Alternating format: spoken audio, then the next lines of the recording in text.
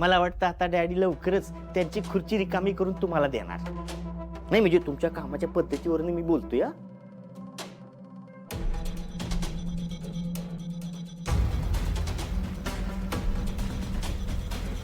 त्या वाड्याच्या तर ना तिथली माणसं तर माणसं, पण तो वाडा पण बधीर आहे. शत्रू भैया, तुझा बिबी ज्या कॉन्फिडन्सने आपल्याला जाब विचारत होत्या ना, त्याच्यावर मला असं वाटतंय की काय तुला जे लागलं आणि आज मला जे लागलं त्याची सगळी सेटिंग आमच्या बहिणाबाईंनी केली, असंच ना? बरोबर. त्याशिवाय का उंदराला मारणारा पिंजरा कोण कपाटात ठेवत? तिथल्या लोकांच्यात ना तेवढं डोकं नाही बघ, मोकार बधीर आहे. पण हे काम आमच्या बहिणाबाईच्या सुपीक डोक्यातनंच आलेलं आहे. अजून काय काय करून ठेवलंय काय माहित. ए छत्रे, हा मला तरी वाटतंय आपण त्या वाड्याकडं फिरकायलाच नको. आपण मग डॅडीनं काय सांगायचं? डॅडींचं झालंय आता वय, मोकार म्हाताऱ्या माणसासारखा विचार करायला लागल्यात, कळलं? हा आपण तो खजिना कसला खजिना रे? लोकांना काय येड लागले का त्या दळभद्री वाड्यात खजिना गाडायला? कुणी काही बोलल आणि आमचे डॅडी त्याच्यावर विश्वास ठेवत्याल. तुला सांगतोय, आपण त्या वाड्यात सगळीकडे शोधाशोध केली, आपल्या हाताला काहीच लागलं नाही, हे असंच सांगायचं. तुम्ही म्हणाल तसं. शिवाय या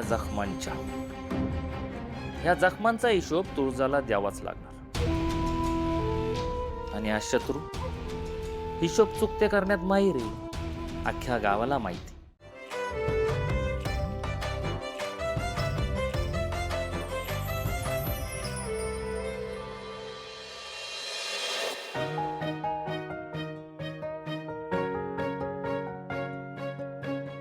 आज चंद्र किती सुंदर दिसतोय ना.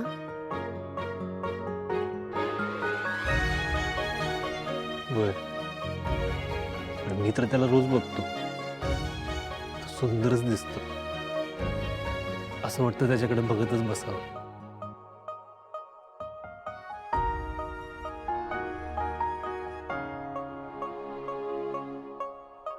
सूर्या, हं? तू पाहिलंस का रे? चंद्रावर तर डाग आहेत.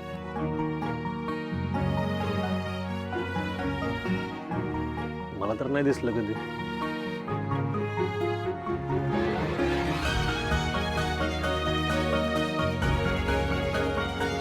आज हवेत खूप गारवा आहे ना.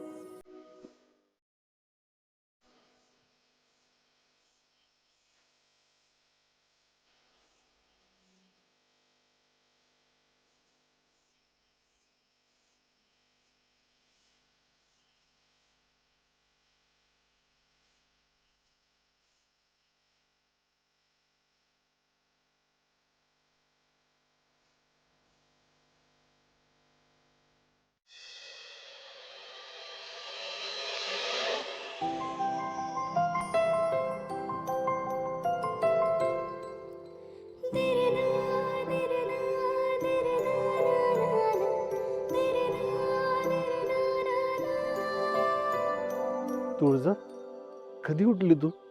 तू म्हणालास तशी खरंच जादू आहे या मोकळ्या आकाशाची. कधी सकाळ झाली हे कळलंच नाही. मस्त झोप लागली ना. रात्री झोपताना तू 2-2 चंद्र बघत होतास ना. आता सकाळी उठल्यावर मी 2-2 सूर्य बघते. पण एक खरं सांगू, हाच सूर्य जास्त तेजस्वी आहे.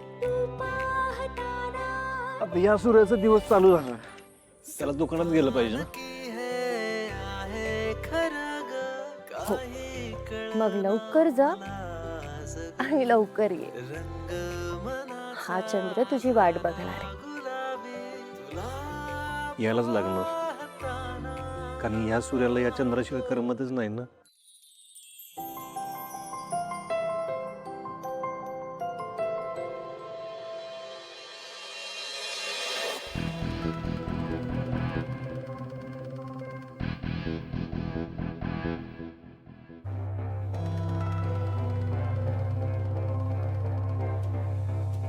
शत्रुभैया आजचा दरबार